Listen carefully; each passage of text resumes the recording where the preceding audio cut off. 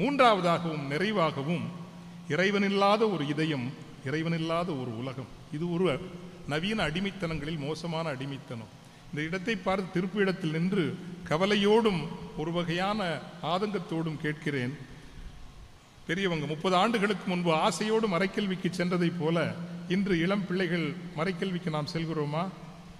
இல்லை, இல்லை, உண்மையிலேயே இல்லை. ஆமாவா இல்லையா? அது ஒரு பெரிய சுமையா நினைக்கிறோம். ஒரு நாள் அப்படி நினைக்காதீங்க.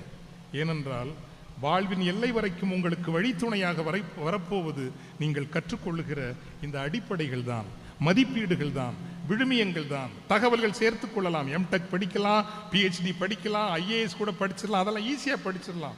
அறம் கற்றுக்கொள்வதும் விடுமியங்கள் கற்றுக்கொள்வதும் ஒழுக்கம் கற்றுக்கொள்வதும் தான் வாழ்நாள் முழுவதும் நமக்கு துணையாக வரும். அவை தேவையே இல்லை. கிரிக்கெட் ஃபைனல் இருக்குது, திருவிழா பூசை இருக்குதுன்னு சொன்னால் திருவிழா பூசையை விட எதுதான் முக்கியம்னு நினைக்கிற ஒரு காலத்தில் வாழ்கிறோம்.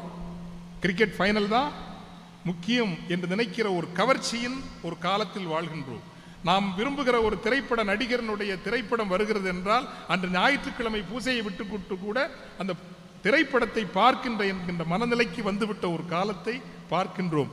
இறைவன் இல்லாத உலகம், இறைவன் இல்லாத இதயம் என்பது நவீன உலகம் சந்திக்கின்ற பேரிடர், பேராபத்துக்களில் ஒன்று.